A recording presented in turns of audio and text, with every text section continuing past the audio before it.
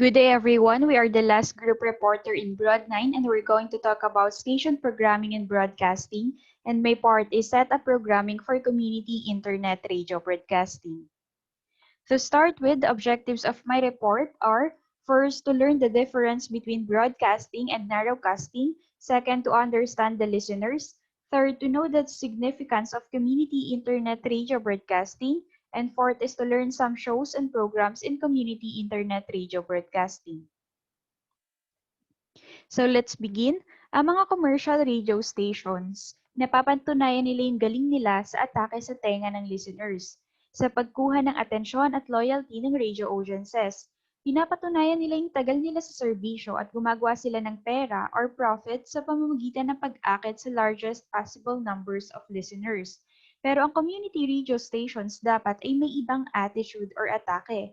Dahil ang motto or goal ng community radio stations na makikita natin sa first bullet, it is not our job to be popular. It is our job to be necessary. Kung ipapasok natin sa usapan ng kahalagahan ng community, trainings, or iba pang aspeto at pagkalap ng social activities, dahil di ba sa report ko is for community internet radio broadcasting, dito napapasok yung quality at nature ng yung broadcast output na syempre, inaasahan nating mapansin at hopefully ma-appreciate ng mas malawakang komunidad.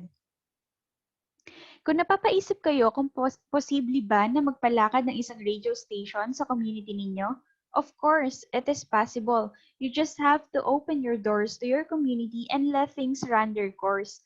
At naniniwala ako na para maibigay natin yung maximum benefit ng ating community radio station sa mga tao, kinakailangan natin ng programming policies. Ito yung magiging guide natin para malaman kung ano ang klase ng radio programs na gusto at kinakailangan sa inyong komunidad.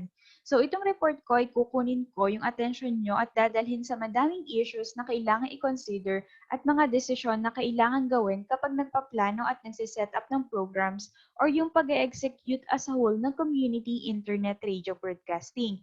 Remember, sa third bullet natin, you are there to serve all of your community.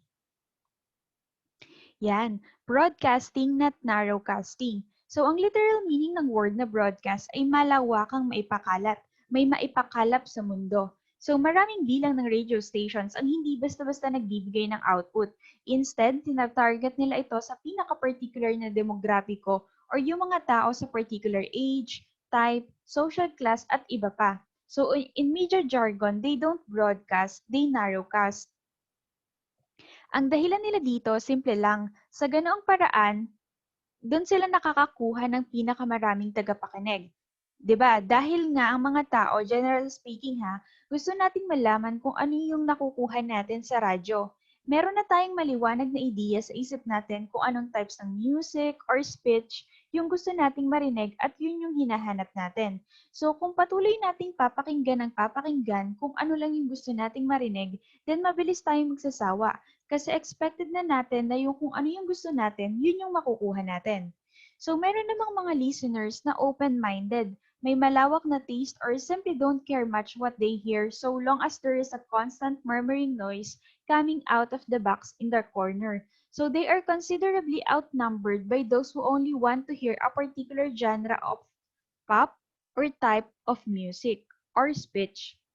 So may ibang community radio stations na piniling mag-narrowcast para ma-maximize yung audiences nila. Although applicable ito sa any area of programming, madalas itong ginagawa sa approaches ng iba't ibang stations pagdating sa music playlist nila. Magbigay tayo ng example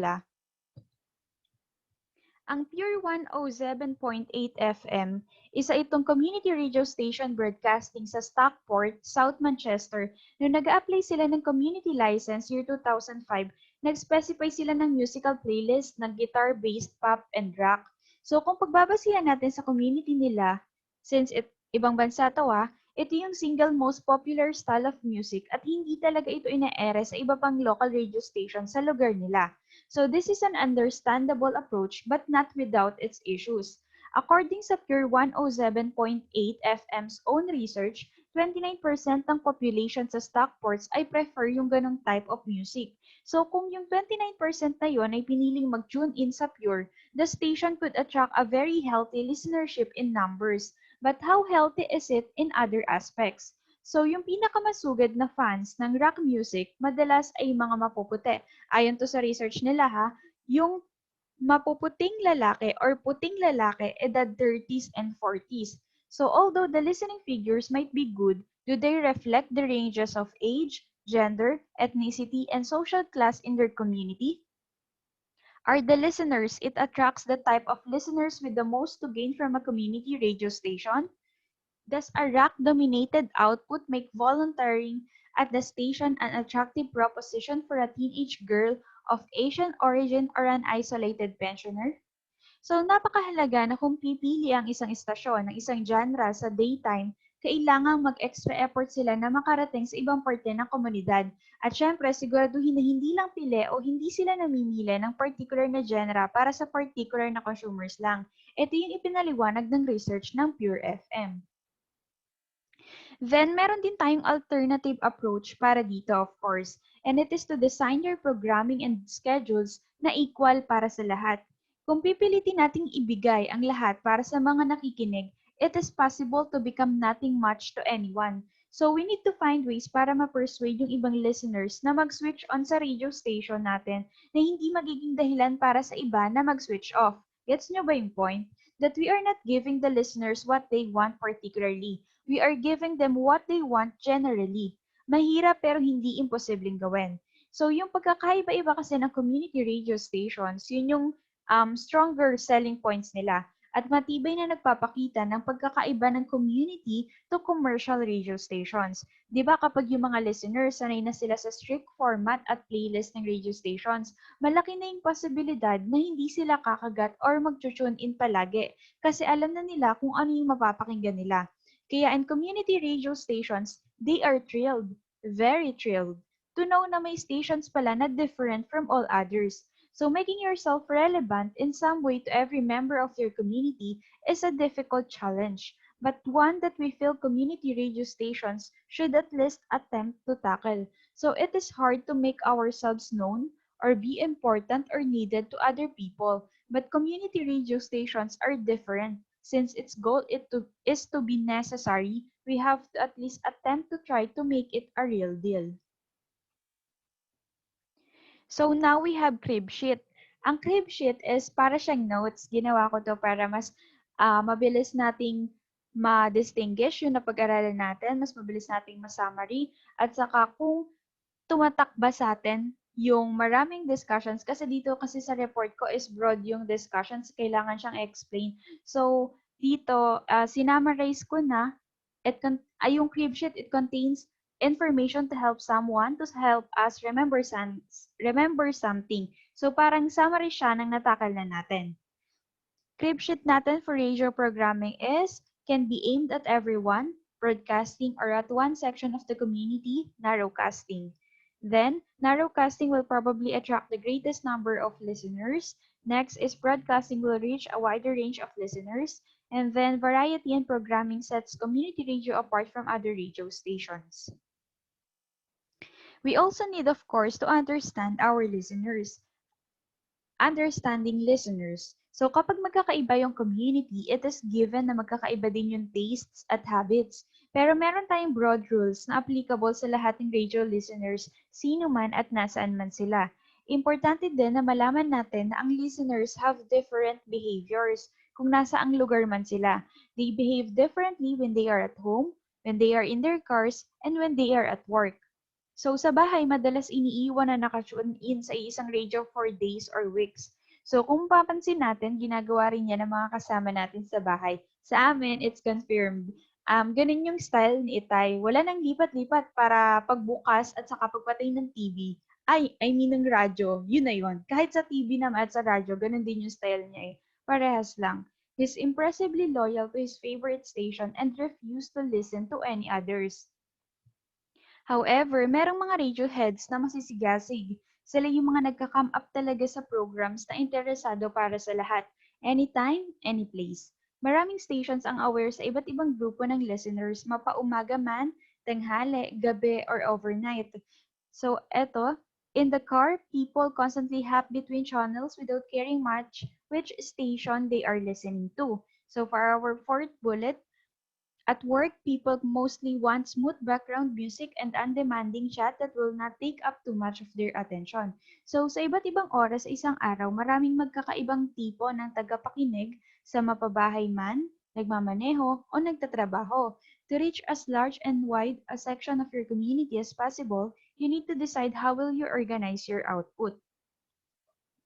So, let's discuss about key times o mga importanteng oras in radio broadcasting. Breakfast. So, mas maraming radio listeners from 7 a.m. and 10 a.m. compare sa ibang oras sa loob ng isang araw. Kung kaya mong ma-attract yung listeners mo sa breakfast show, then malaki yung chance na makikipong sila or mapapastay mo sa buong araw na show. Yung breakfast show presenters mo ang may pinaka-importante at kagalang-galang na trabaho sa lahat ng broadcasters.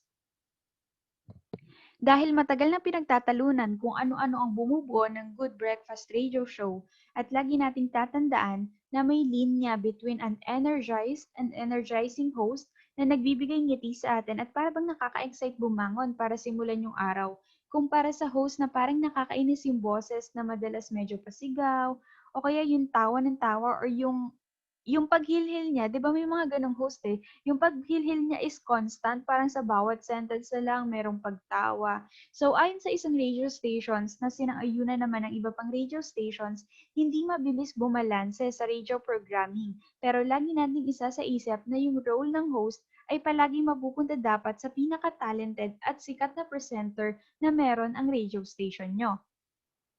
So next we have lunchtime. Itong lunchtime ay isa pang switch on time ng maraming listeners. Kung sa umaga ayaw ng mga listeners na ma-overly challenge tayo sa pagharap sa buong araw o sa pagkain natin, ganun din sa lunchtime. Ang mainstream approach sa programming natin dito ay yung desirable, light chat lang, popular tunes lang, and the friendly attitude. So next is drive time. Sa drive time naman, medyo hassle na makip ang riders na mag-tune in sa isang channel lang since paiba-iba sila ng mood plus depende pa yun sa weather at saka sa pupuntahan nila. Kahit ganun, hindi maipagkakaila na marami pa ring riders ang nakikinig sa radyo habang nagmamaneho, most especially during 4 to 6 p.m. or in the afternoon. Ang best drive time show ay pinagsamang informative at entertaining na kokonekta sa isip ng listeners. 'Di ba sobrang nakikinig sila sa pine-play mo or sinasabi mo. Kaya mas okay kung ang ibabato mo ay mga thoughtful features and intelligent discussion. Pero i-take into consideration din natin yung sinabi ko na palipat-lipat sila ng station kaya yung sasabihin mo is dapat short, direct to the point, at mabilis ang pag-iiba ng topic once natakal mo na ng maayos. Going forward, we have evening and nighttime. Sa gabi naman, ang hanap ng mga listeners ay program na nagre-reflect sa kanilang tastes at interests. So listeners tend to be younger and fussier. Sila din yung tipo ng listeners na gabi lang nakikinig na radyo. So a broader range of specialist programming in the evenings will broaden your reach to your community. So this leaves plenty of hours free for the types of community programming sa mga schools, mga community action, health and issues programming, at saka yung iba pa, which make up such an important part of your role as a community radio station. So trabaho mo na siguraduhin ang programming na ito ay entertaining, fascinating, and useful as possible para magstay yung listeners mo from morning to night. Iwasan natin yung switch off na tinatawag wherein nagsimula ka sa mainstream pop radio, then ang sumunod ay death metal hour o kaya mga serious political debate. Siyempre, 'di ba, parang ang dating nun, nagbago ka ng lengguwahe. From soft to rough, iniba mo yung style o kaya yung atake na hindi commonly gusto ng listeners. Yung setup at scheduling na gagawin natin ay dapat natural flow lang at saka smooth yung transitions ng whole program simula-simula hanggang matapos. Okay, crib sheet ulit tayo. For radio listeners naman, they have different habits at home, at work, and in the car, and they switch on at key times of the day. Dumako naman tayo sa community internet radio. Alam naman natin na ang relative importance ng community issues at radio production issues ay patuloy at healthy source din ito ng tension sa community radio. So ang radio, it is a wonderfully democratic medium A presenter and producer with the most basic equipment and minimal budget can sometimes make programs inspiring and polished. So, assuming that the talent is at your disposal na, often the only obstacle is the time and effort required for training, education, research, and preparation. Pero syempre, di ba, gusto mo yung broadcast mo to sound as good and professional as possible. Pero wag mong hayaan na lamunin ka ng idea na yon dahil may iba pang commitments. Here are the three aspects to your programming at a community internet radio station. Una natin ay yung quality ng process, gaano kalaki yung benefit nito sa individuals and groups na gumagawa ng programs. Pangalawa naman is yung quality ng output, gaano kaayos or ka-relevant yung mga radio programs na binobroadcast mo. And then third is yung impact nito sa community. Gaano kahalaga itong mga programs na ito sa pangmalawakang komunidad. So occasionally, you will make programs that excel on all these three criteria, but more often there will be some kind of payoff between them. Ang mga volunteers na pinakang mag-gain sa radio station na ito ay hindi yung mga pinakamakinis na broadcasts, kung hindi ay yung mga programs na may pinakamalaking impact sa community. Let's remember this sinang-ayunan nito ng mga radio veterans dahil ayon sa kanila, doon sila natututo at gugustuhin pa rin nilang matuto about creating radio dahil dito natututunan din nila ang self-improvement. So sa bawat community radio station, mayroon dong magkakaibang attitude or atake sa pagpapakita ng kahalagahan na nabanggit nating three aspects sa programming. At kahit sa loob mismo ng isang station, mayroon pa ring variousness between shows. So, sa quality of output, syempre sa output, gusto mo yung to sound as good as possible. Tandaan natin na kahit yung mga matyagang listeners ay may limitadong pasensya sa endless stretches of dead air, whistling feedback, distortion, mumbling, shouting, or any of the production disasters that can happen on air. For our second bullet, authenticity is something that community radio has in bucket loads and it expresses itself in many different ways. Kahit sino na papasok sa community internet radio stations na galing sa commercial background ay magkaka-culture shock dahil sa mga highly trained professionals, ang mga programming nan ay talaga namang very detailed ang pagpaplano. Yung mga plano nila, yung mga pag-aaral nila, o kaya yung pagre-research nila sa kapagagawa ng script ng programs. Sa kabilang banda naman, sa community radio naman, yung mga broadcasts natin, broadcasters, is volunteers. Madalas, volunteer sila at binabato nila agad sa pag-eere matapos lang ilang oras ng pagtitraining at maikling usap about sa content. So, to a large extent, they will learn on the job. Mismong sa job na sila matututo. They need space to make errors without an excessively enthusiastic manager pulling them off the air. So nevertheless, there are some particular mistakes that are common and in most cases easily avoided with basic training. Pwede naman itong pag-aralan. First is dead air. Ito yung worst thing or grave mistake ng broadcasters, ang mag-broadcast ng katahimikan dahil lilipat agad yung mga listeners natin. May nabasa akong research na mas normal cause daw ng dead air ay faulty automation system kaysa sa kasalanan talaga ng tao. Pero lagi nating ipapaalala or aalalahanin na long silences must be avoided. Next is quiet or loud voices. Sa maraming cases, kapag ang presenter ay nagsasalita na may di tamang volume, ang madalas na dahilan ay hindi siya naka-headphones habang nagsasalita. So because of that, mahirap ma-judge yung volume ng isang boses. Kapag kasi walang headphones, ibig sabihin daw nun ay katamaran. Katamaran daw yon para sa presenters kasi alam nila na important sign of discipline yon. At ang paggamit ng ear sa broadcasting ay kailangan ng little training. Next natin is an inappropriate talk. It is said that radio presenters love the sound of their own voices at dapat tama lang yung needed amount in terms of records and in terms of in-speech-based shows. So, isa pang common mistake sa mga co-presenters ay tuwing nag-chit-chat sila about their private lives na parang nalilimutan nila na nasa radyo sila. People need information about the community and not about their personal lives. Another common mistake is for co-presenters to be so amused by the banter between themselves that they forget they are making ratio and make inane boring small talk about their private lives. O kaya yung times naman na parang nagtatalo na yung dalawang host. Napapansin nyo ba yun? May mga times na ganun or parang hindi na sila nagkakapaan sa rebat kaya personal na buhay na yung naibabato nila. Minsan, okay lang yung ganong instances eh. Pero kapag kasi relatable sa news or sa topic at kapag sobrang bilis lang ng pagsingit sa details, okay lang yon. Pero kung tatanungin sa formal na layunin, this practice is best to be avoided. Yan, eto na yung pinaka-sobrang dapat iwasan. Me. Ang mga presenters kasi, mabilis nilang malimutan na yung role nila ay presenter ng radio station at madalas naisip nila na host lang sila ng show. So kapag presenter ka, dapat i-commit mo yung sarili mo sa identity ng station and other on-air branding. At ito ha, malalaman mo kung maigo yung presenter mo kung gaano kadaming beses niya nasabi yung sariling pangalan niya kaysa sa pangalan ng station.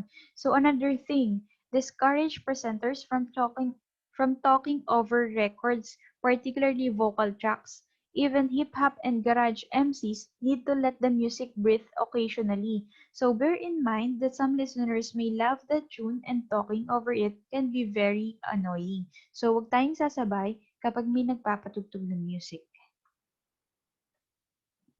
Next, we have impact and the community. So, inaasahan ang impact na magagawa mo sa individuals and community will be, of course, desirable. Yung palang fact na nag-exist ka as a part of the radio station is already considered as a valuable gift to many community groups and, of course, the people they serve. You have to make a difference, a significant difference to the lives of many of your trainees and volunteers. But your programming should have additional value in its own right. At eto na ngayon, of the 4 key mandatory gain requirements in the Community Radio Order 2004, 3 refer to partially or wholly to output. First is the provision of radio services to individuals who are otherwise underserved. Next is the facilitation of discussion and expression of opinion. And third, we have the promoting better understanding of the community. Crib sheet ulit tayo. Quality of output. It is important but not the overriding concern for a station. It is important but not for the overriding concern for the listeners. It can be significantly improved with some basic do's and don'ts. Right? Next natin, ang unang iisipin mo ay ang obligasyon mo na maging diverse dahil ang mga listeners mo ay magkakaiba. Hindi yan sila pare-parehas ng educational attainment, ng lengguwaheng ginagamit, ng pinagmulan at ng kasanayan. Meron tayong tinatawag na underserved individuals. They can take many forms depending on the nature of your community, but in a complex inner city community, it is likely to include some or all of the following: members of ethnic minorities, non-English speakers, economically marginalized people, people marginalized by sexuality or identity, people with alternative lifestyles, people with disabilities, those whose interests and hobbies are not represented on local and national radio, those whose musical tastes are not represented on local and national radio, or it can be as simple as people without a station local to them, which could apply in many rural communities. So, lagi nating iisipin na i-consider itong mga to kapag nagsasalita at gumagawa na tayo ng programs sa community internet radio station natin. So, crib sheet again, providing radio to underserved individuals involves establishing who is actually underserved in your community and much more than catering for underserved musical tastes.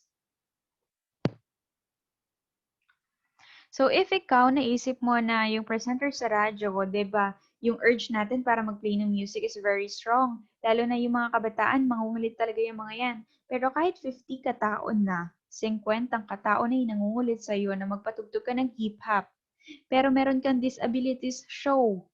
So, kung dumating sa'yo yung ganung sitwasyon, lagi mong babalansahin ng listeners mo. Hindi porket 50 yung nag-request is mas important na yon kaysa sa disability show mo at sa mga listeners mo.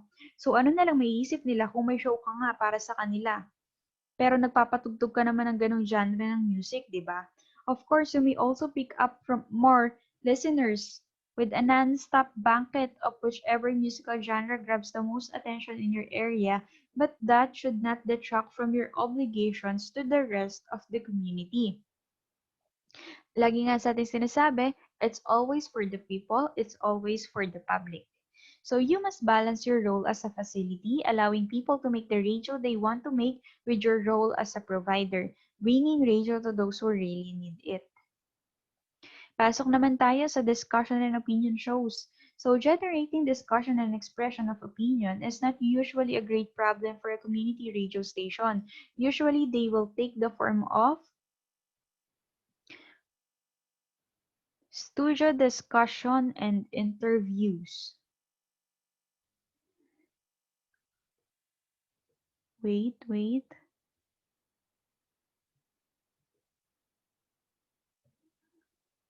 Yan. Studio discussion and interviews, dito ay isa o dalawa lang yung presenter. Plus, 'di ba, isa or dalawa yung presenter, meron pa tayong isa or higit pang guests. So, madalas ang usapan ay nakasentro lang sa iisang topic. So, next we have phone-ins. Usually, dito naman madalas isa lang. Then, as many listeners as possible. Yan. So debates naman for this one, larger showpiece discussion which may combine studio and phone-in formats or even outside broadcasts. So, sa usaping discussion show, as soon as a presenter opens his or her mouth to speak, discussion begins. So, ang trabaho mo dito is to make it as interesting as possible for the audience. Yung mga listeners mo may want to hear about activities in the local area, mga balita patungkol sa health or education services, at saka yung mga informative items tungkol sa teenage pregnancy or gun crime. But they also want to hear some good music and be entertained. Community output will be unfamiliar to most people and may not immediately seem an attractive prospect. So conce- concessions, alright, need to be made to their expectations and patience. So ito yung mga suggestions to keep your discussion shows lively and popular.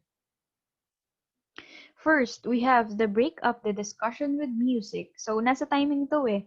'Di ba? Kapag kinakailang pasukan natin ng music na suitable sa team, edi go. Wait. Mag-ingat sa mga insensitive choices.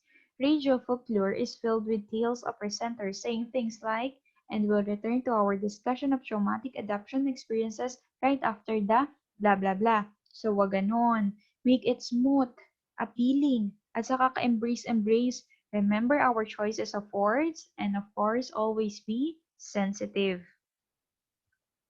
Next natin, make sure na yung presenter ay maraming backup questions or points of discussion in case na tumutumal na yung conversation.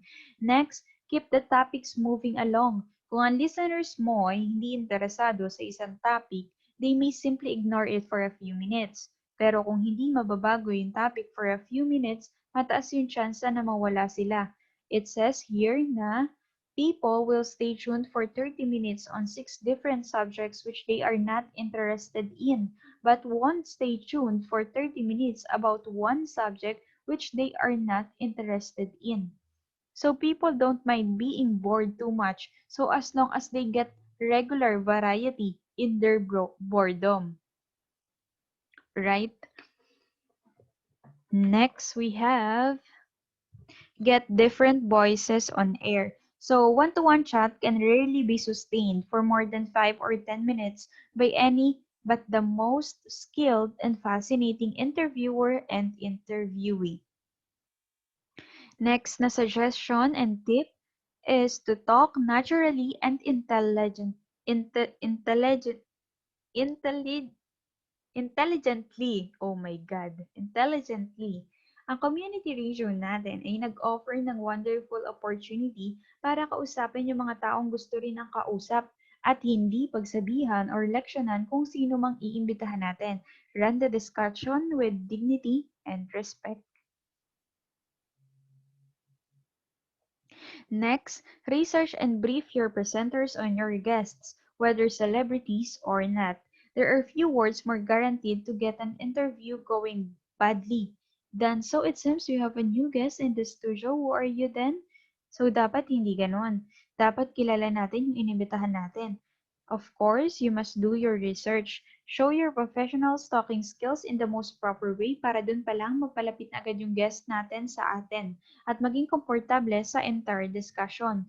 Next is be ambitious with your invitations. Of course, maraming artista, politika, pop stars, etc. ang natutuwang ma-interview sa internet community radio station kung nasa area lang din naman sila at kung may time sila, of course. Dahil itong mga established people na ito ay gustong makatulong, partly because they crave publicity.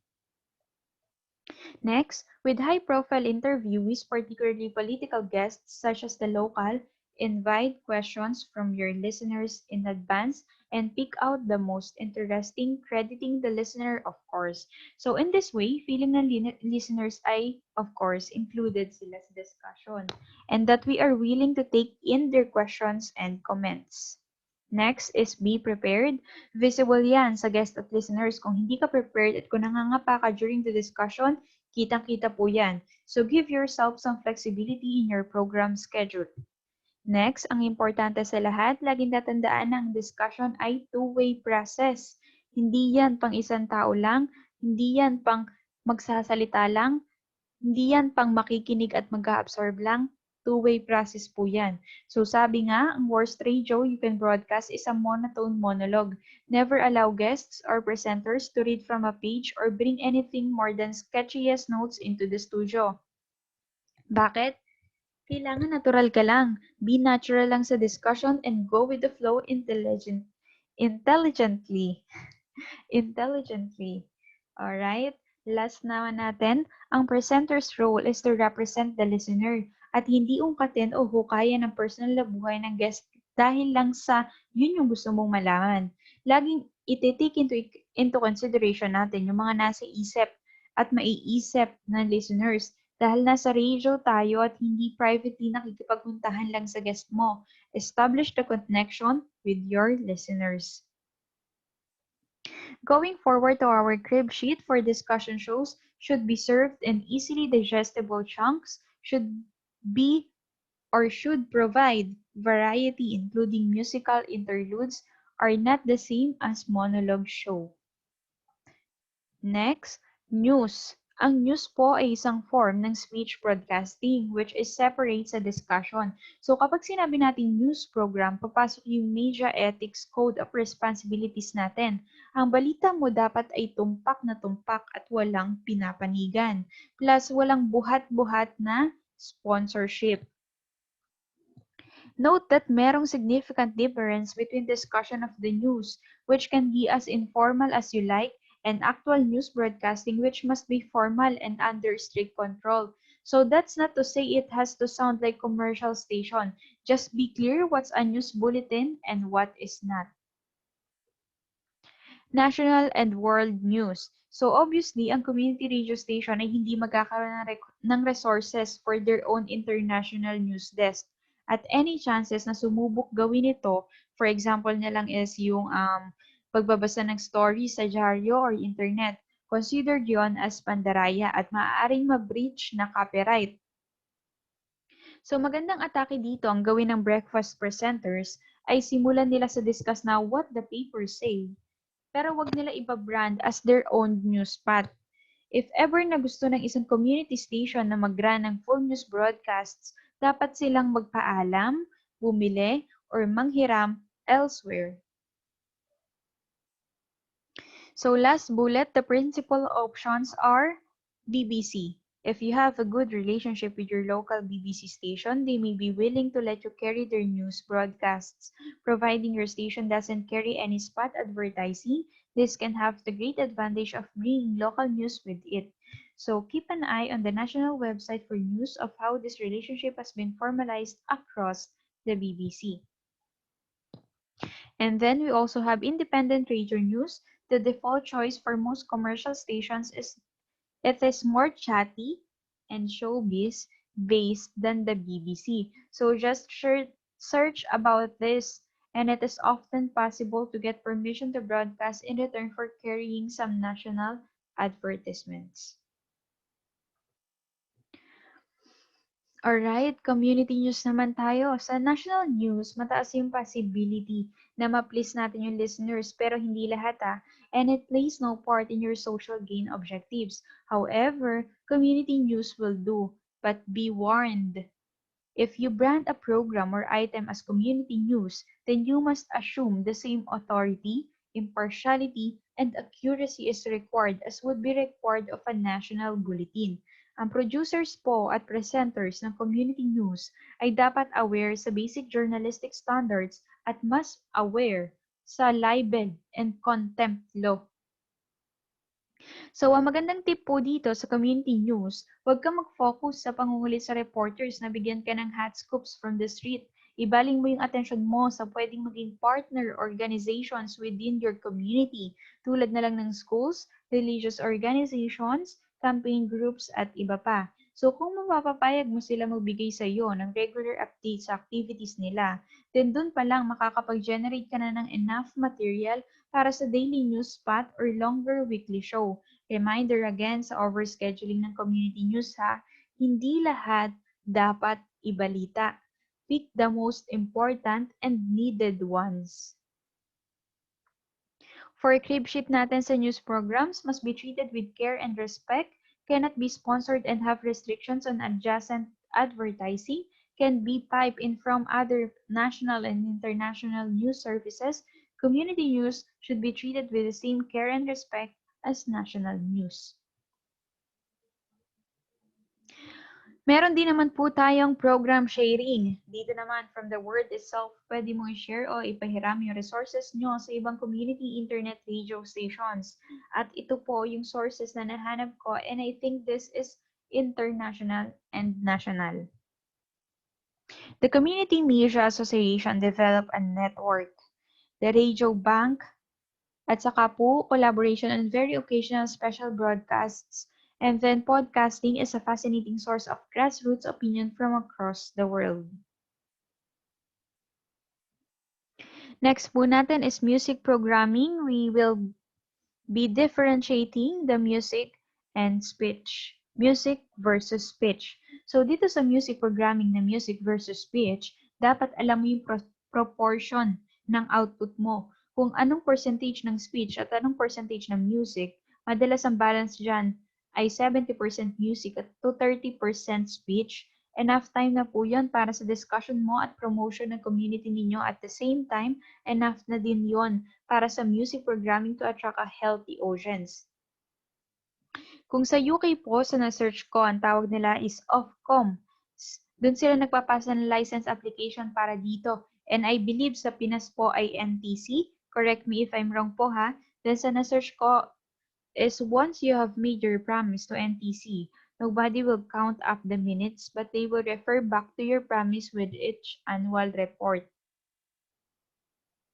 So in setting your ratio of speech to music, it's worth bearing in mind that in every general terms, the more music you play, the younger your listenership will be. So older people po tend to prefer speech broadcasts at yung younger people naman po is mas prefer nila ang music. So in our view, the best community radio is a hybrid of speech and music rather than, for example, only hosting speech in the daytime and only playing music at night. Kaya po sa radio station, mapapansin natin na pinaghahalo po natin yan. Kung may balita, may isisingit po natin ng kanta. Katulad lang ng napag-usapan natin kanina, kailangan alamin natin yung pulso ng mga tagapakinig natin sa pagpili ng tamang kanta na pasok kung ano po yung ibinabalita natin. So one factor to bear in mind is that speech is generally more resource hungry. The time it takes to make any well-constructed hour of speech far exceeds the same program length of music. So don't just make your planned ratio what you want it to be. Kailangan po siguraduhin natin na kaya po nating i-deliver lahat ng program and planning na ginagawa natin for radio station. Next po, script sheet na tayo. The music versus speech ratio you specify can be weighted as heavily as you like in either direction, providing you meet your license obligations. Should not be changed without commission's permission and will alter the type of listeners you attract. Next naman po is music programming playlists. Sa playlists naman, yung music na ipe-play mo is magbibigay ng pagbabago ng mood sa audience mo. Kaya iisipin mo mabuti ang typical playlist ng station nyo. So kung gusto mong mag-reflect yung whole community nyo, ang choices po ng music mo dapat ay iba-iba. Nabanggit na po natin to kanina. Excuse me. Pero FM dapat lahat po. For example, yung playlist mo ay divided between gold. Pag sinabi po natin gold, yun yung mga classics community. Yun naman po yung mga nagre-represent ng full range of nationalities and ethnic origins in the area. Yung choice naman po yun yung current hits plus the presenters or listeners picks. Kailangan po lagi tayo may ganon. Ulitin ko po, gold, community, and choice. So it is up to us, it is up to me, it is up to you how authoritarian you want to be with regard to your playlist. Dahil marami pong commercial radio stations ang magpe-prescribe exactly kung ano pong records ang ipe-present ng mga presenters, kung ano po yung ipe-play nilang mga music, or pwede naman, give them a very narrow list to choose from. Ito po yung easiest way para makasigurado na yung pinaplay ng music sa radio station ay pasok sa policies at nakapagbibigay sa listeners ng consistent station sound. Pero kung mapapansin po natin, pwede rin siya mag-lead sa frustration for presenters and listeners since pabago-bago nga po yung style. So, ang best approach naman dito is to have a small number of station favorites from the current hits at any given time and encourage the presenters to play them regularly between their own choices. You might choose these records because first, they are by a local artist, they are part of a local scene, they are popular records with your listeners, they are by an artist who has supported your station, they fit perfectly with your station identity, they have a message or spirit which is in keeping with your station ethos. Meron pa po, they have been pressed upon by your volunteers who have their ear closer to the ground than you. They have a killer hook, that melody that won't get out of your skull, and they simply sound great to you. So it is important that the person picking out records for a daytime show has a good ear for a tune. So if you have an otherwise brilliant presenter po with the musical taste of a dung beetle, you may have to diplomatically steer them towards a more suitable selection. If ever there was a place to leave your ego at the door, eto na yon. Music programming yon, bawal ang ego dito. You choose for the station, not for yourself. Getting the flow of music right is important too. You wouldn't normally want to crash straight from Moira's song into Metalhead. But if you want to keep fans of both tuned in, you will have to find space for each somewhere in the schedule. We also have to take some chances too. In community radio, you do have the editorial leeway to give a tune that you are convinced will grow on the audience the time to do that growing. So yung mga shareholders po, hindi po sila naandon para sabihan tayo na linisin mo na yung desk mo, tanggal ka na sa trabaho dahil lang sa malawak yung music horizons na pinapatugtog natin sa radio stations. Kailangan lang po play safe sa pagpapatugtog. So, ang good tip dito is to increase daytime presenters' buy-in to the playlist in order to involve them in its construction. For our crib sheet po, your playlist should reflect your station, should please your listeners, should stifle the choices of your volunteers, will help you get listeners, and should be part of the everyday setup for volunteers, not an optional add-on. Meron naman po tayong specialist shows. In the vast majority of cases, the presenters of specialist music shows will have complete control over their playlist. So, ang role po ng station is not to choose the right music but to find the right presenters. So you may want, wait lang po. You may want people who are willing to learn radio skills as well as turn up and play records, are willing to contribute their time to the station beyond turning up and playing, have a genuine passion for their musical specialty, and will link you to local music and club scenes.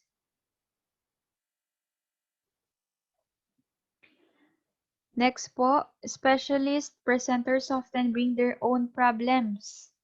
Ito na, problema na. Pag-usapan natin to. This include first is DJs who forget they are on the radio. Marami pong specialist DJs ang may background sa club at may experience sa pagsasalita sa mic or playing station idents or jingles or ads. Familiar yan sa kanila. Dahil alam naman po natin na marami silang kayang record bago pa sila bumalik sa pag-announce ng station names. Yes, ganun sila kalupit. But we must remember that there's also a very different dynamic to a club mix than to a radio playlist. Malaki pong pagkakaiba yan. A radio presenter is unlikely to have the time to build through 10 tracks to an immaculate peak that has the punters bouncing off the ceiling, and your listeners are more likely to be sober than those in a club. So, kailangan po nating piliing mabuti yung radio tunes to stand on their own at normal volume at sa pag-appeal po or to appeal to the unintoxicated. Next po natin is yung mga DJ na nakakalimutan nila na nasa public sila. Dito naman, meron tayong mga specialist presenters na nakakalimutan na they should behave discreetly, na walang room for in-jokes and bad broadcasting habits, kasama na rin po ang dismissive attitude sa ating media ethics. Pwede silang mag-comment sa broadcasters like, "Hi, it's me. Just wanted to say, the show sounded great last night." Yon. Pwede po yon. Ganon pong klase ng useful, preventive, or supportive measure. Acceptable po yon. Next po natin is presenters who don't feel part of the family. Yes, nangyayari po ito. Since sa community radio station po natin ay volunteers ang ating broadcasters and matik na po na yung routine schedules ng mga yan ay may pagkakataon na dadating sila or papasok sila sa station ng midnight at wala na silang aabutang ibang tao sa station. So may tendency po na ma-feel nila na hindi sila included sa family. He may have an address needs and feel unsupported, or he may be more slapdash with station rules and property. Kaya kailangan po lagi merong supervision session with all your other volunteers. Attendance at station meetings and social gatherings po, of course, should be strongly encouraged para ma-build din po natin yung relationships and strong foundation and trust between sa members po ng ating community radio station. So, sa community internet radio station po natin, pwede maglagay ng kahit na ilang music specialist. Kahit 50 po yan. Yes, 50. Ano naman po yun ha? Rotation po yun. Weekly, fortnightly, o kaya monthly rotation. Kaya mababa po ang chance na maging predictable ang programming. Specialist shows are a fantastic way po in reaching out to sections of the community who would not normally be interested in your station. So use them well and they will form one of your stronger hands. Medyo napapaos na po tayo. Mahaba po talaga itong report namin. Kaya siniksik ko na po to actually. And yung explanation ko po is nag-research talaga ako para mas mabilis natin maintindihan. Crib sheet po ulit tayo. Your specialist shows will reach different audiences, will be presented by volunteers with different issues to your daytime folk, should be as professional and polished as possible, and should be as varied as possible. Yehey, last na po tayo. Sa access versus quality naman, obligado po ang mga community radio stations natin dito na mag-open ng airwaves sa members ng community. As a general rule, the more people you get on the air or you get on air, the harder it will be to keep the quality high. Why? Kung matatanong niyo po bakit, simply because the training, support, and most importantly, broadcasting experience you can offer will be more thinly spread. Yung wide access po ay nagsisimbolize din na maraming tao ang maaaring ma-engage sa station nyo. Pero wag po nating i-expect na lagi silang nandyan since day one. 'Di ba, day one pa lang nanonood na sila. Wag po natin i-expect na lagi silang kasama natin. 'Di ba? Kahit yung thinking natin dapat ganon. Parang in real time, in real world, wag po nating i-expect na ganon, magiging ganon. Why? Eto, bibigyan ko po kayo ng dahilan. Dahil given na po yung situation na magiging maunti yung listeners mo, pero sila na yung regular. Kahit maunti yan, regular na. Ibig sabihin sila na po talaga yung nag-aabang sa bawat pag-ere natin. Dahil kahit sa specialist audiences, it takes time to grow.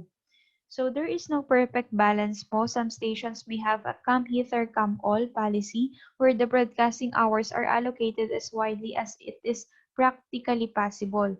So others po will have daily presenters on flagship shows and weekly spots elsewhere, meaning po as few as 20 or 30 volunteers could dominate the schedule. So there are some scheduling tactics po and tricks that will help you find the right balance for your station. At ito na yung rotating schedules na ire-report ni Ate Yvonne.